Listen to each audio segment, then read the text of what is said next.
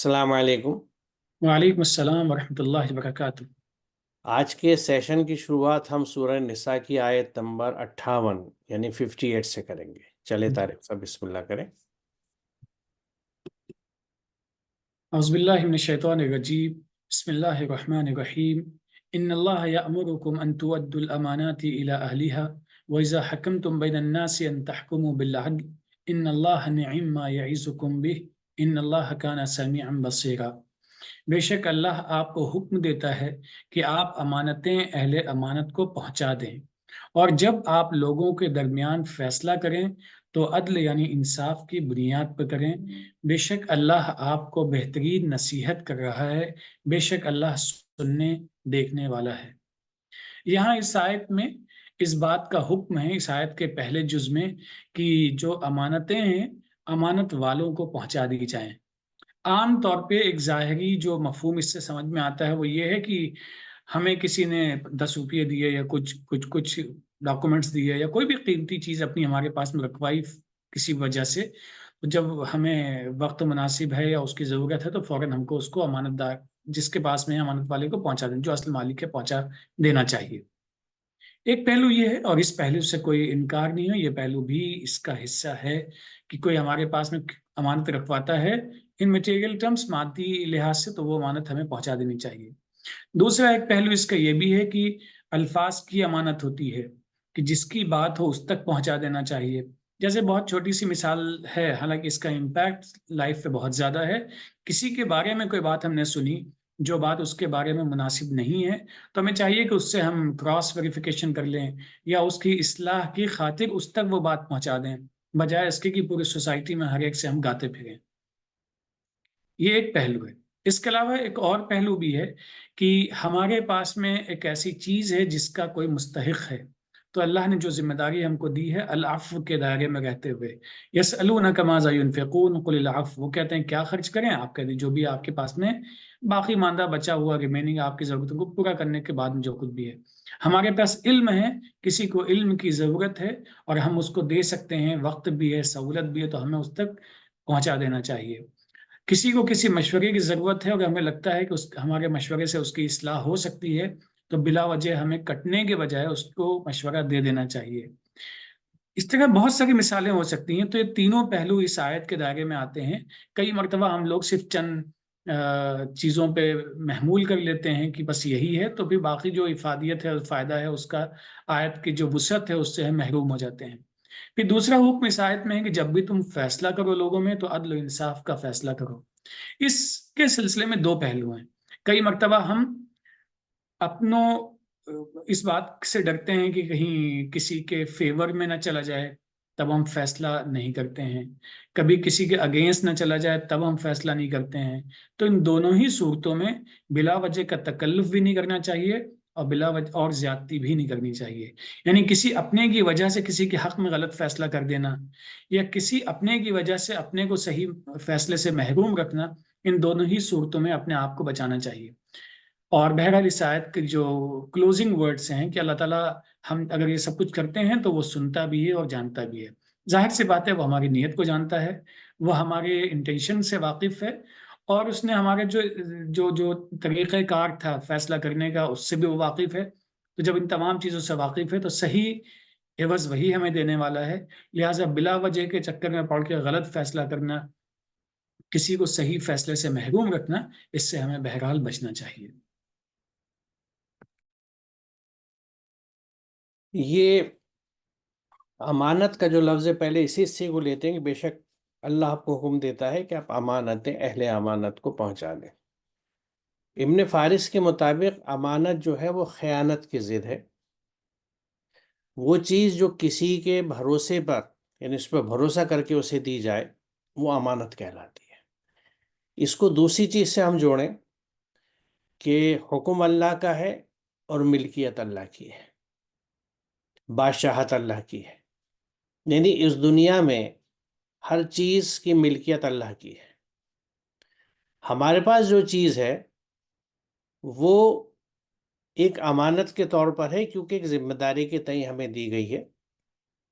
شروع میں قرآن کریم میں یہ ہم نے سیشن میں بھی ڈسکس کیا ہے، سورہ بقرہ میں کہ جہاں انسان کو زمین کا خلیفہ بتایا گیا ہے، یعنی کسٹوڈین، اس کے ذمے تمام وسائل دیے گئے، تو یہ تمام وسائل جو زمین کے ہیں، جس میں ہر طرح کے وسائل ہیں، وہ بھی سب وسائل ہیں جو ہمارے غذا کا حصہ بنتے ہیں، جن کو ہم استعمال کرتے ہیں، جن سے ہم اپنے مکان بناتے ہیں، یعنی ہر چیز جو زمین کی ہے اس کا خلیفہ انسان کو بنایا گیا ہے، یعنی وہ اللہ کی طرف سے امانت ہے۔ اس امانت کا استعمال ہم اس طرح کرنا ہے کہ جس کا حق ہے وہ اس کو پہنچنا چاہیے۔ اس حق کی تقسیم کے لیے کتاب ہدایت اللہ نے ہمیں دی ہے، جس میں ہر چیز کے بارے میں بتایا گیا ہے کہ کس کا حق کس کو پہنچنا چاہیے۔ تو جب کسی کے بھروسے پہ کوئی چیز ہوتی ہے تو وہ اس پہ لازمی ہے کہ وہ جس چیز، مثال طور پہ مال کی بات ہم کریں تو قرآن ایک بہت بڑے مفہوم کی آیت، بہت چھوٹی سی، ایتاء ذی القربہ، وہاں سے لے کے اگر دینے کی وضاحت آپ قرآن میں دیکھیں تو نہ صرف یہ کہ مختلف طرح کے کیٹیگری اس کی وضاحت کرتا ہے قرآن، کس کس کو آپ کو دینا ہے، بلکہ یہ بھی وضاحت کرتا ہے کہ جو آپ دے رہے ہیں وہ آپ کی طرف سے کوئی بخشش نہیں ہے، بلکہ وہ ان کا حق ہے، سائل کا حق ہے، مسکین کا حق ہے۔ تو یعنی جو چیز آپ کے پاس تھی اس کو آپ اپنی ملکیت مت سمجھیے گا، وہ امانت ہے اور وہ حقدار کے پاس پہنچنی چاہیے، یہ قرآن ہمیں سمجھا رہا ہے۔ کیونکہ مال سب سے دلچسپی کی چیز ہوتی ہے، سب سے محبت لوگوں کو مال سے زیادہ ہوتی ہے، اسی لیے مال کے تعلق سے اگر ہم دیکھیں تو مسکین کو، مسافر کو ان کا حق کہا جا رہا ہے کہ یہ آپ جب انہیں دے رہے ہیں تو ان کا حق ہے، ان کا حق ہے لیکن آپ کے پاس تھا۔ تو مال کے تعلق سے اور ہر چیز کے تعلق سے، مال کے علاوہ ایک دوسری ایک اہم چیز جو ہوتی ہے وہ ہے کوئی بھی ذمہ داری، کسی عہدے پہ آپ ہیں، اس عہدے پہ رہتے ہوئے آپ جتنے کام کر رہے ہیں ان کو آپ اگر صحیح انداز سے ڈسچارج کرتے ہیں تو آپ وہ امانت پہنچا رہے ہیں صحیح جگہ۔ مثال کے طور پہ کہیں پہ سلیکشن کمیٹی ہے، انٹرویوز ہیں، وہ کسی بھی انداز کی نوعیت کے ہیں، اس انٹرویو میں، اس سلیکشن کمیٹی میں آپ کے فیصلے جو ہیں وہ جو مستحق ہو اس کو جانے چاہیے، کہ جو سب سے بہتر کینڈیڈیٹ ہو، جو سب سے مستحق ہو، جس کی قابلیت بالکل مناسب ہو، جس کام کے لیے اسے رکھا جا رہا ہے وہ اس کے عین مناسب ہو، اس کو تجربہ ہو اور اس کے اندر کام کرنے کا جذبہ ہو، پازیٹیوٹی ہو، تو جو ہر طرح سے بہترین کینڈیڈیٹ ہوتا ہے اس کو آپ کو وہ چیز دینی ہے۔ یہ امانت داری ہے، یعنی آپ کسی بھی پوزیشن پر، کسی محکمے پر، کسی جگہ غلط تقرر آپ کرتے ہیں تو آپ امانت میں خیانت کرتے ہیں۔ آپ کو امانت دی گئی تھی، ذمہ داری دی گئی تھی کہ اس عہدے کے لیے آپ کو بیسٹ پرسن کا سلیکشن کرنا ہے، بہترین شخص کا سلیکشن کرنا ہے، تو بہترین کو چننے کے لیے اس کی صفات، اس کی کوالٹیز، اس کے تجربے اور اس کی تعلیمی لیاقت اور قابلیت، یعنی ایجوکیشن کوالیفیکیشنز، اس کا ایکسپیرینس اور اس کی پرسنالٹی، پازیٹیو ہے، نیگیٹو ہے، کام کرنے کا جذبہ رکھتا ہے یا لگتا ہے کہ لیڈ بیک ایٹیٹیوڈ رہے گا، ذمہ داری سے کام نہیں کرے گا، ان سب چیزوں کو اینالائز کر کے اور اسی کے حساب سے آپ اپنی سلیکشن کمیٹی بنائیے۔ آج سلیکشن کمیٹیز میں پرسنالٹی اسیسمنٹ اور انالیسس والے بھی لوگ رکھے جاتے ہیں جو آدمی کی انالیسس کرتے ہیں، وہ صرف واچ کرتے ہیں اس کی گفتگو کے دوران، اور یہ اندازہ لگاتے ہیں کہ شخص کی شخصیت کیسی ہے، اس کی سوچ کیسی ہے۔ تو یہ ساری چیزیں ہیں جس کو یعنی ہم انشور کرنا چاہتے ہیں کہ امانت اس کے اہل تک پہنچے، جو اس کا اہل ہو۔ اگر پوزیشن ایکس پہ ہمیں کسی کو رکھنا ہے تو جو پوزیشن ایکس کا اہل ہوگا اسی طرح جاتی ہے، اور اگر اس کو ہم دیتے ہیں تو ہم نے امانت داری کا حق نبھا دیا، ہم نے اس میں خیانت نہیں کری۔ لیکن اگر اس میں ہم کینڈیڈیٹ سے کچھ رشوت لے کے، مال لے کے، یا کسی کی سفارش سن کے، یا اپنے کسی اوپر والے افسر کو خوش کرنے کے لیے کہ تاکہ ہماری ترقی بھی اس کے ہاتھ سے جڑی ہوئی ہے، کہ اگر وہ ہماری سی آر وہ اچھی لکھ دے گا، ہماری تعریف کر دے گا، یا ہمیں کسی اچھی جگہ پہ ٹرانسفر کر کے پوسٹنگ کر دے گا تو اس کو خوش رکھو، لہٰذا اس نے جس کینڈیڈیٹ کو ریکمنڈ کیا ہے، جس کی سفارش کی ہے، اس کا ہم تقرر کر دیں، یہاں ہم امانت میں خیانت داری کرتے ہیں۔ تو یہ ہر چیز ایک امانت ہوتی ہے، کیونکہ دیکھیں اگر ہم یہ تصور کریں کہ جس مکان میں ہم رہتے ہیں، ہم اکثر کہتے ہیں بھئی آپ کرائے کے مکان میں رہتے ہیں یا اپنے مکان میں رہتے ہیں، تو یہ کہنے کو ٹھیک ہے کیونکہ یہ اسٹیٹس ہے ہماری پراپرٹی کا، مکان کا جو ہم کنوے کرتے ہیں، لیکن حقیقت یہ ہے کہ ہم مالک کسی چیز کے نہیں ہیں اس دنیا میں، یہ امانت داریاں ہی ہیں۔ ہاں ہمارے کچھ حالات ہوئے، کچھ ایسی بات رہی کہ ہم نے، سمجھیے جب تک ہم زندہ ہیں ہم نے اس مکان میں رہنے کا انتظام کر لیا، یہ ایک دوسرے انداز کی کرایہ داری ہے، کیونکہ ظاہر ہے جب ہم نہیں رہیں گے، مر جائیں گے، تو یہ ملکیت و مکان جو ہے یہ دوسروں کے پاس جائے گا، جن کو ہم یا تو سلیقے سے، جیسا قرآن قوم میں وصیت کریں گے، یا پھر وہ وراثت کے اصول کے حساب سے جائے گا۔ تو یعنی ہر چیز امانت ہے۔ اب اس مکان کو اگر میں نے ایک امانت کے طور پر رکھا تو اس مکان کے ساتھ میری ہینڈلنگ اسی انداز سے ہوگی۔ ایک کرایہ داری کے مکان میں گیا ہوں تو مجھے یہ سمجھ لینا چاہیے کہ جس سے میں نے یہ مکان لیا ہے یہ اس کی امانت ہے، جسے میں استعمال کر رہا ہوں، اور استعمال کرنے کے لیے اسے پیسے دے رہا ہوں۔ استعمال کس لیے کر رہا ہوں؟ کہ میں رہنا چاہتا ہوں، میرے لیے ایک چھت ہو گئی، میرے ایک سونے کی جگہ، رہنے کی جگہ، پڑھنے کی جگہ، کھانا پکانے کی جگہ، کھانا کھانے کی جگہ، یہ مجھے مل گئی۔ لیکن اس کا میں یہ خیال نہ کروں کہ بے دردی سے اس مکان کو استعمال کروں۔ دیواریں خراب ہو رہی ہیں، خراب ہونے دو، بچے خراب کر رہے ہیں، کرنے دو، باتھ روم گندے ہو رہے ہیں، ہونے دو، ٹیپس ٹپک رہے ہیں، ٹپکنے دو، میں کیوں ٹھیک کراؤں؟ وہ اتنا خراب ہو جائے کہ بھی چینج ہونا پڑے۔ یہ بھی امانت میں خیانت ہے کہ ہم نے جس حالت میں اس مکان کو لیا تھا ایک امانت کے طور پہ کرایہ داری میں، وہ چاہے مکان ہو، دکان ہو، کوئی بھی چیز ہو، یا کوئی اور چیز ہو جو استعمال کے لیے ہم کسی سے مانگ کے لے لیتے ہیں، وہ اور بڑی صورت حال ہے۔ کسی سے کوئی کتاب یا استعمال کی چیز لی، اس کو بے دردی سے استعمال کیا، پھر لوٹانا بھول گئے، رکھ لی یا دی تو اس حالت میں دی کہ وہ خود سوچتا ہے کہ یار میں نے تو ایسی نہیں دی تھی۔ یہ روزمرہ کی چھوٹی چھوٹی چیزیں ہیں جس میں آپ اللہ کے احکامات سے ہٹ رہے ہیں اگر ایسا نہیں کر، تو جو چیز آپ کے پاس ہے اس کو خیال رکھیے کہ وہ ایک امانت داری ہے۔ دوسری جو بات ہے کہ اللہ تعالیٰ کا جو حکم ہے کہ جب بھی آپ فیصلہ کریں تو عدل اور انصاف یعنی جسٹس کی بنیاد پہ کریں، یہ امانت داری میں بھی اس کا اصول ہے لاگو، جس کا بھی میں ذکر کر رہا تھا کہ اگر آپ سلیکشن کمیٹی میں اگر انصاف کرتے ہیں تو وہ جسٹس ہے۔ جب آپ بیسٹ کینڈیڈیٹ کو وہ پوزیشن دیتے ہیں تو آپ نے جسٹس کیا، آپ نے انصاف کیا، اور ساتھ ہی امانت داری کا بھی حق ادا کیا۔ تو اس میں انصاف اور جسٹس کے تعلق سے کچھ اہم جو شعبے ہیں ان کے سلسلے میں کچھ سلائڈ شیئر کرنا چاہوں گا، یہاں کچھ آیات جو اہم ہیں اور ہمیں ذہن میں رکھنی چاہیے۔ اور جب بات کہو انصاف کی کہو، وہاں معاملہ اپنے رشتہ داری کا کیوں نہ ہو، اور اللہ کے عہد کو پورا کرو، ان باتوں کی ہدایت اللہ نے تمہیں کی ہے۔ ذالکم وصاکم بھی، شاید کہ تم یعنی تاکہ تم نصیحت قبول کرو۔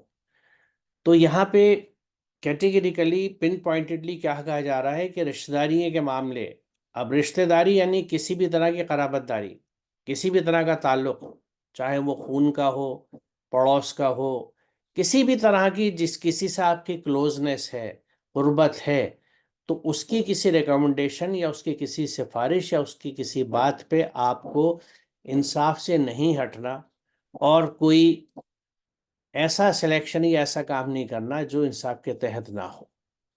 تو انفلوئنس نہیں ہونا چاہیے انصاف کے معاملے میں۔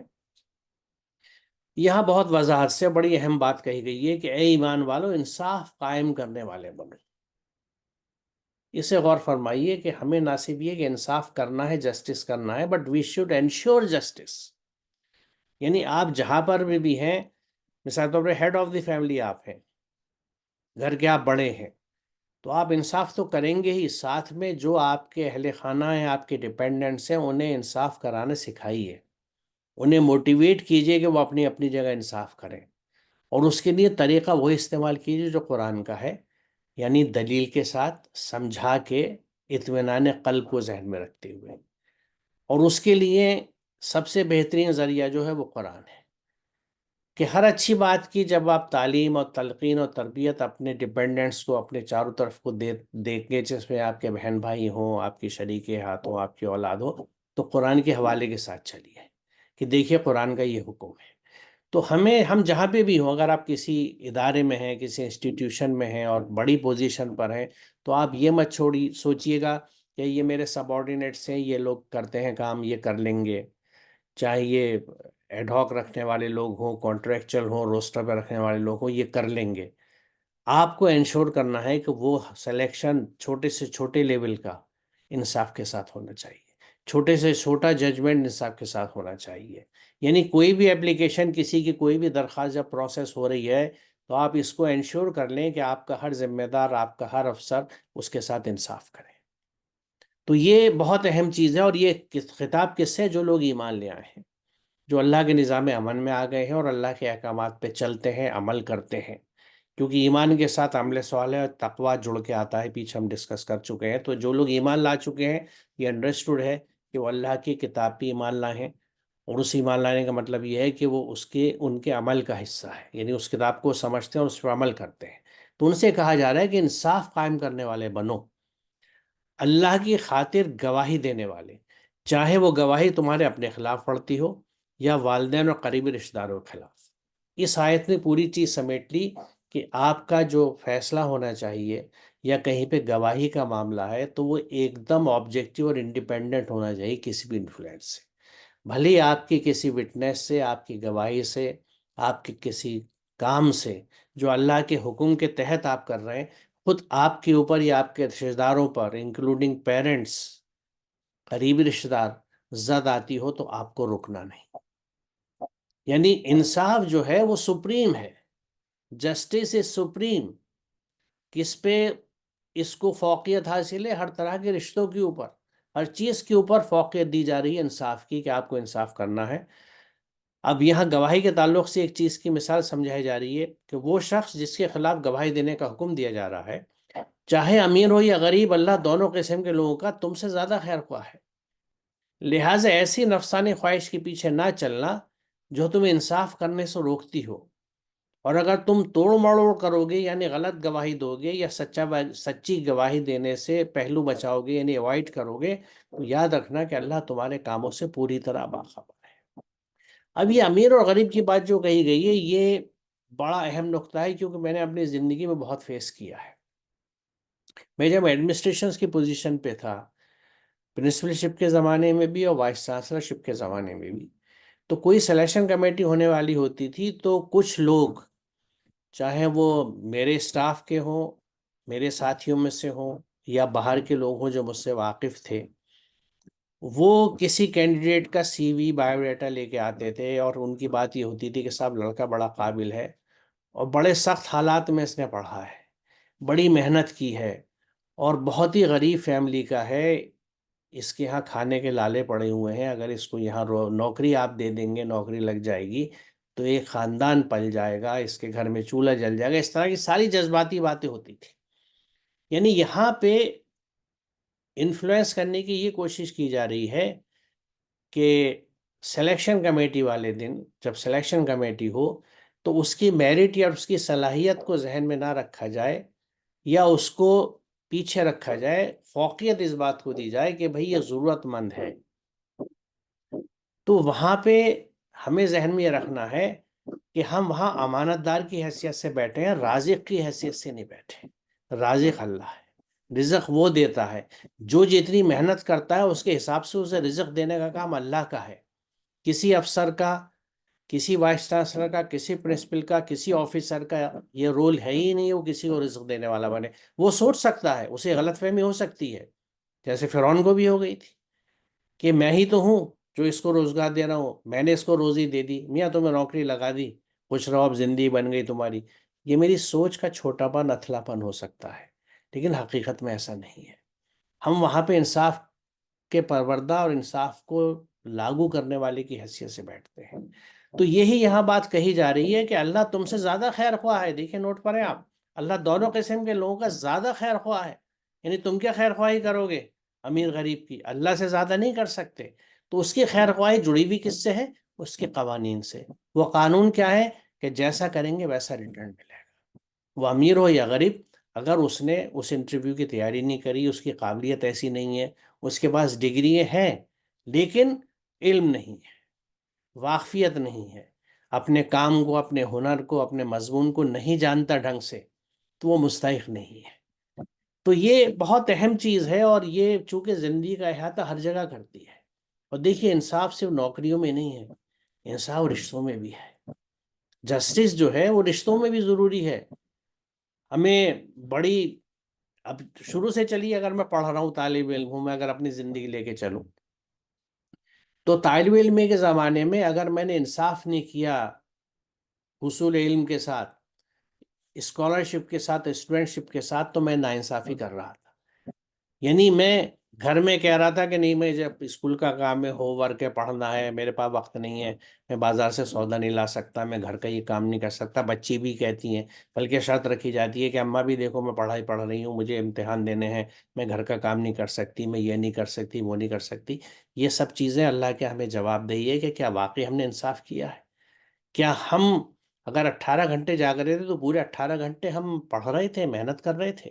کیا اس میں سے کچھ وقت ہم اس رشتوں کے ساتھ انصاف کرنے میں نہیں لگا سکتے تھے جو مجھ پہ لازم تھے اس وقت جب میں اسٹوڈنٹ تھا، تو جو بچہ تھا؟ تو کیونکہ مجھے حق ادا کرنا تھا ایک بیٹا ہونے کا، ایک بھائی ہونے کا، ایک پڑوسی ہونے کا، وہ بھی تو حق تھے نا. ان رشتوں سے بھی مجھے انصاف کرنا تھا. تو یعنی انصاف میں بھی ہمیں ایک رخ نہیں چلے جانا، ایک طرف نہیں جھک جانا. انصاف کے معاملات میں بھی انصاف کرنا چاہیے، یعنی جسٹس وتھ جسٹس. انصاف رشتوں کے ساتھ ہو، انصاف ذمہ داریوں کے ساتھ ہو، انصاف خود اپنے ساتھ ہو. یعنی میرا جسم جو یہ امانت ہے اللہ کی، جو کسی مقصد کے لیے مجھے دیا گیا، اس کے ساتھ انصاف کیا ہے کہ میں یقیناً پڑھوں، محنت سے پڑھوں، لیکن آرام بھی کروں. اس جسم کو حرکتی اور فعال اور ایکٹیو اور ہیلدی رکھنے کے لیے ایکسرسائز بھی کروں، کچھ کھیلوں بھی، کچھ دوڑوں بھی، تاکہ میرا جسم کا ہر حصہ ٹھیک سے چلتا رہے. میں اس کو جو غذا پہنچاؤں وہ اچھی طیب غذا ہو، نیوٹریشس ہو، فالتو اور نقصان دہ چیزیں نہ ہوں. جیسے آج کل کے بچوں کی اکثریت جو ہے وہ فاسٹ فوڈ اور سافٹ ڈرنکس اور پتہ نہیں کیا کیا چیزیں کھاتی ہے، جس میں کیمیکل زیادہ ہوتے ہیں، غذائی اجزاء کم ہوتے ہیں، جس سے نئی نئی بیماری آ رہی ہیں. آج دیکھ لیجیے لائف اسٹائل ڈیزیز سرچ کر لیجیے نیٹ پہ، آپ کو بڑی لمبی فہرست مل جائے گی. وہ لائف اسٹائل ہمارا ہی تو اپنایا ہوا ہوتا ہے. تو وہ چاہے بچہ ہو بڑا ہو، یہاں ہم انجسٹس کر رہے ہیں اپنی صحت کے ساتھ، اپنی باڈی کے ساتھ، وہ اس امانت کے ساتھ جو اللہ نے دی ہے. آپ یقین جانیں یہ اتنا بڑا ٹاپک ہے کہ اس ایک چھوٹے سے سیشن میں اس کو ہم نہیں سمجھ سکتے. کئی سیشنز چاہیے. اگر ایک ایک آسپیکٹ ہم جسٹس کی بات کرنے چلیں تو رشتوں کے ساتھ، ذمہ داریوں کے ساتھ، ہر چیز کے ساتھ جو ہم کر رہے ہیں روز کی زندگی میں، اگر ہم انصاف کر رہے ہیں اللہ کے احکامات کے حساب سے، تو یقیناً ہم مسلم ہیں. کیونکہ یہ جو حکم ہے جو سورہ نحل کی 90 میں سب سے شروع میں کہا گیا کہ ان اللہ یامر بالعدل، جسٹس کا حکم، عدل ہر جگہ زندگی کے حصے میں ہے. تو یہاں پہ ایک آسپیکٹ لی گئی تھی، میں اب یہیں رک رہا ہوں کیونکہ جیسے میں نے ابھی کہا کہ ان میں سے ایک ایک آسپیکٹ ایسی ہے جس پہ پورے لیکچرز دیے جا سکتے، لیکن انشاءاللہ ہماری کوشش ہے، ہم نیت ہے یہ کہ انشاءاللہ جیسے جیسے ہم قرآن پہ گفتگو کرتے چلیں گے، اس کا علمی احاطہ کرتے چلیں گے، تو مختلف جگہوں پہ، کیونکہ یہاں پہ بھی جو قرآن کا انداز ہے تصریف آیات کا، کہ ایک آیت ایک بات بار بار گھوم کے آتی ہے، تو ہمیں بھی موقع ملے گا کہ نئے نئے آسپیکٹس اور نئے نئے اینگلس اس کنسیپٹ کے، اس حکم کے انشاءاللہ آگے ڈسکس کرتے چلیں. اب اگلی آیت پہ چلتے ہیں.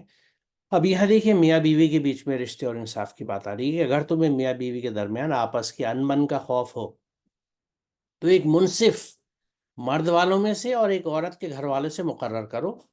اگر یہ دونوں صلح کرانا چاہیں گے تو اللہ دونوں میں ملاپ کرا دے گا، یقیناً اللہ تعالیٰ پورے علم والا اور پوری خبر والا ہے. اب یہاں امپورٹنٹ پوائنٹ یہ ہے کہ اگر یہ دونوں صلح کرانا چاہیں گے، یعنی جب انصاف کے راستے پہ چلنے والے لوگ جو ہیں، یا جو انصاف کرنے کے لیے اٹھتے ہیں، وہ اگر انصاف کرنا چاہیں گے تو اللہ کی مدد آتی ہے. کیسی بھی سختی ہو یا چیلنجز ہو، وہ انصاف کر پاتے ہیں. تو یہ آیت ہمیں یہ سکھاتی ہے کہ ہماری نیت انصاف کی ہو، اور وہ منافقانہ نہ ہو، دکھاوے کی، وہ اندر تک ہو، دل تک ہو. صحیح معنوں میں ہم چاہتے ہو کہ یا اللہ یہ ایک چیلنجنگ سچویشن ہے، میں انصاف کرنا چاہتا ہوں، تو میری مدد کیجو، میرے لیے اس انصاف کو کرنا، ڈیلیور کرنا آسان کر دیجو. یہ ہم نیت کریں اور دل سے یہ دعا مانگیں تو یہ آیت میں اللہ تعالیٰ وعدہ کرتا ہے کہ اللہ کرا دے گا. تو جب ہم انصاف کے لیے اٹھتے ہیں اور صحیح معنوں میں نیت رکھتے ہیں، محض دکھاوا نہیں ہوتا، تو اللہ تعالیٰ کی مدد آتی ہے اور ہم بہت آسانی سے انصاف کر دیتے ہیں. اور یہ بھی میری اپنی زندگی کے تجربے ہیں کہ واقعی ایسا ہوتا ہے، میں خود اس بات کا گواہ ہوں. کہہ دو ایک کتاب رکھنے والوں یا اہل الکتاب، اپنے دین میں ناحق مبالغہ نہ کرو، اور ان لوگوں کی خواہشات کی پیروی نہ کرو جو اس سے قبل گمراہ ہو چکے ہیں، اور انہوں نے بہت لوگوں کو گمراہ کیا اور خود بھی بھٹک گئے سیدھے راستے سے. یہ ناانصافی دین کے معاملے میں ہوتی ہے، اس لیے میں نے اس آیت کو چنا، جس کو غلو کہا جاتا ہے۔ دین کے معاملے میں اگر ہم عدل کا، انصاف کا، اور جیسے بارہ اس سیشن میں کہہ چکا ہوں کہ عدل کے مادے میں اعتدال کے مفہوم بھی چھپے ہوئے ہیں، یعنی justice also includes middle path, mid way, modesty. تو ہمیں یہ حکم دیا جا رہا ہے کہ دین کے معاملے میں بھی مبالغے نہ کرو، غلو سے کام نہ لو، اس کو زیادہ ایکسٹراپولیٹ مت کر دو، جو چیز جہاں کہیں جتنی رکی اتنا ہی رک جاؤ۔ یہ جو غلو ہیں دین کے، ان کو اللہ تعالیٰ نے گمراہی سے جوڑا ہے، اور جو لوگ اس غلو کے راستے پہ چلتے ہیں وہ اسی کی تلقین اور تبلیغ کرتے ہیں، اور اس کو پائٹی کی یا تقوی کی انتہا بتاتے ہیں، کہیں سے کہیں تک بات کو کھینچ کے لے گئے۔ کیونکہ دیکھیے، اصول یاد رکھیے، قرآن نے جو کہا ہے کہ اللہ تعالیٰ نے اس دین کو آسانیوں کے لیے پیدا کیا ہے، مشکلوں کے لیے پیدا نہیں کیا۔ یعنی یہ جو اللہ تعالیٰ نے دین ہمارے لیے چنا ہے، جس کا نام اس نے اسلام دیا ہے، یہ ہماری زندگیوں کو آسان کرتا ہے، ہمارے بوجھ ہلکے کرتا ہے۔ ہم نے غلو کے چکر میں ان آسانیوں کو مشکلوں میں بدل دیا، اور ہمارے بوجھ اور بڑھا دیے، جبکہ یہ بوجھ ہلکے کرنے آیا تھا۔ تو یہ بھی ایک ناانصافی ہے، اور یہ بھی ایک امانت میں خیانت ہے، کیونکہ یہ قرآن بھی ہمارے پاس ایک امانت ہے، اور اس امانت کا تقاضا بھی قرآن نے ایک واضح طور سے کہہ دیا ہے۔ کئی طرح کے ہیں، ان میں ایک یہ بھی کہا ہے کہ تمہیں اس کو لوگوں کو کھول کے بیان کرنا ہے، اسے چھپانا نہیں ہے۔ یہ بھی اس امانت کا حق ہے کہ جو شخص اس سے واقف ہے، اس کو سمجھتا ہے اور اس پر عمل کر رہا ہے، وہ اس کو دوسروں کو بھی بتائے، اسے چھپائے نہیں، اسے پیٹھ پیچھے نہ ڈالے، کیونکہ یہ بھی ایک امانت ہے ہمارے پاس اللہ کی، کیونکہ اس نے کتاب ہدایت بھیجی ہے، اور خود سے وضاحت کی ہے کہ یہ تمام انسانوں کے لیے بھیجی گئی ہے۔ رسول مقبول محمد صلی اللہ علیہ وسلم نے جس طرح اپنی زندگی میں اس پہ عمل کر کے دکھا دیا، اپنا اخلاق، کردار اور معاملے داری اس انداز کی بنا کے جس طرح کہ قرآن کہتا ہے، وہی ہر اس شخص پہ لاگو ہے جو اپنے آپ کو مسلمان کہتا ہے، امت محمدی کا فرد اور حصہ کہتا ہے۔ یہ سب سے اہم سنت ہے رسول اللہ کی، جو آپ نے اپنی زندگی میں کری اور کر کے دکھا دی۔ تو یہ ایک اور اہم آیت تھی اس سلسلے کی، اس لیے میں نے چنی۔ اب دیکھیے، یہ بات کہی کیوں جا رہی ہے؟ تمہارے رب کی بات سچائی اور انصاف کے اعتبار سے کامل ہے، کوئی اس کے فرامین کو تبدیل کرنے والا نہیں ہے، وہ سب کچھ سنتا اور جانتا ہے۔ یعنی جو اللہ تعالیٰ کے احکامات ہیں وہ انصاف کے اعتبار سے کامل ہے۔ تو آپ اللہ کے احکامات کے حساب سے جب انصاف کے لیے بیٹھیں گے اور انصاف کریں گے، تو آپ کا انصاف بھی بہترین ہوگا، اور یہی اللہ چاہتا ہے کہ میرا نظام انصاف کے لیے بیسٹ ہے، سچائی کے لیے بیسٹ ہے۔ تو جو لوگ اپنے آپ کو میرا بندہ کہتے ہیں، انہیں بھی اسی راستے پہ چلنا چاہیے، تاکہ وہ بھی اسی انداز سے سچائی کو اور عدل کو قائم کر سکیں، جس طرح میرا نظام، جو صرف اس دنیا میں یا انسان کی دنیا میں نہیں بلکہ پوری کائنات میں چلتا ہے۔ اللہ کے پوری کائنات میں جس طرح کا انتظام ہے، اس کے قوانین جس طرح سے عدل کے اوپر، انصاف کے اوپر اور سچائی کے اوپر قائم ہے، اس کے ہم سب وٹنس ہیں، ہم دیکھتے ہیں کس طرح سے وہ چیزیں کامیاب ہیں اور چل رہی ہیں۔